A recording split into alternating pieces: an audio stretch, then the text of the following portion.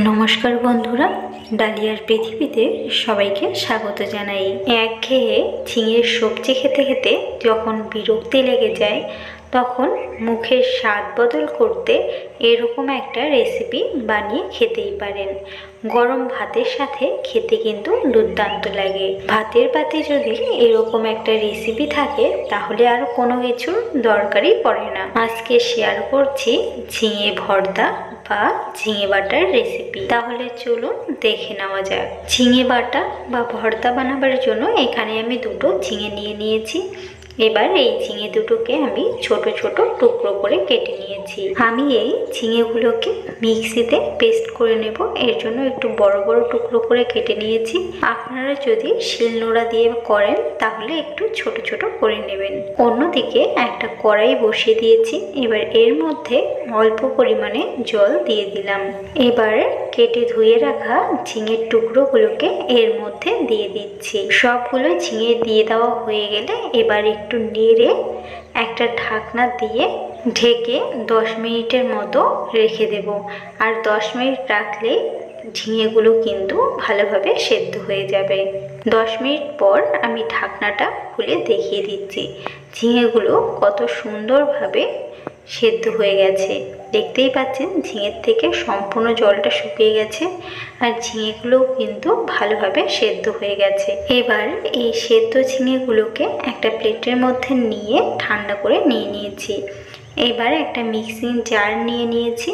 এবার এই মিক্সিং জারের মধ্যে এই সেদ্ধ করে নেওয়া ঝিঙেগুলোকে নিয়ে নিচ্ছি। যারা যারা আমার এই ভিডিওটি ফেসবুক পেজ থেকে দেখছেন তারা প্লিজ আমার ফেসবুক পেজটি ফলো করে দেবেন।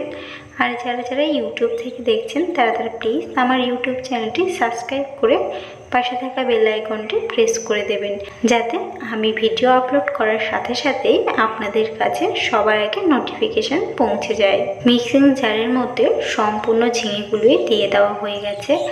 এবার এর মধ্যে দিয়ে দিচ্ছি দুটো কাঁচা লঙ্কা। এবার মিক্সির ঢাকনাটা দিয়ে এগুলোকে ভালোভাবে পেস্ট করে নিচ্ছি। দেখতেই পাচ্ছেন ঝিঙেগুলো কিন্তু আমার ভালোভাবে পেস্ট করে নেওয়া হয়ে গেছে। এবার অন্যদিকে একটা কড়াই বসিয়ে দিয়েছি। কড়াই গরম হয়ে গেলে এর মধ্যে দিয়ে দিচ্ছি অল্প পরিমাণে সর্ষের তেল। আর এই রান্নাটা চেষ্টা করবেন সর্ষের তেলেই করার। তেল গরম হয়ে গেছে। এবার এর মধ্যে দিয়ে দিচ্ছি 1/4 চামচ কালো জিরে, দুটো শুকনো লঙ্কা। এবার কালো জিরে ও শুকনো লঙ্কাগুলোকে ভালোভাবে ভেজে নিচ্ছি। শুকনো লঙ্কা ভালোভাবে ভেজে নেওয়া হয়ে গেলে এর থেকে একটা শুকনো লঙ্কা আমি তুলে নিচ্ছি। এবার এর মধ্যে দিয়ে দিচ্ছি 1 চামচ রসুন কুচি। এবার রসুন কুচিগুলোকে হালকা ভেজে নেব। এর মধ্যে দিয়ে দিচ্ছি হাফ পেঁয়াজ কুচি।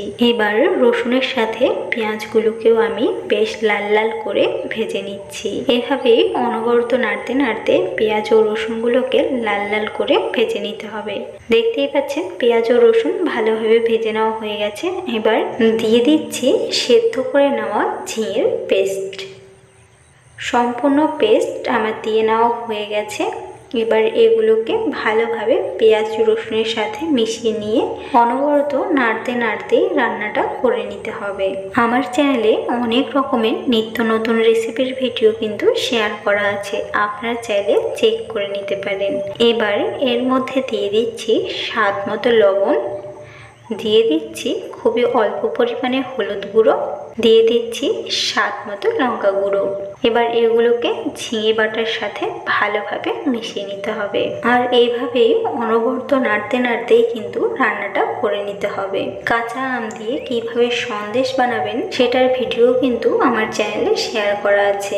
আবার কোনো রকম মশলা ছাড়াই কাঁচা আমের আচার কিভাবে বানাবেন তারও ভিডিও কিন্তু শেয়ার করা আছে।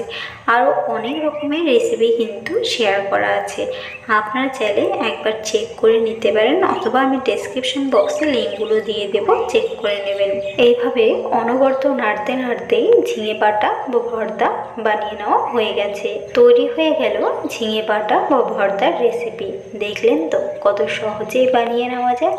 আপনারাও একবার ট্রাই করে দেখবেন। আজকে তাহলে এই পর্যন্ত, আবারও দেখা হচ্ছে অন্য কোনো নতুন রেসিপির সাথে। সবাই ভালো থাকবেন, সুস্থ থাকবেন। ধন্যবাদ।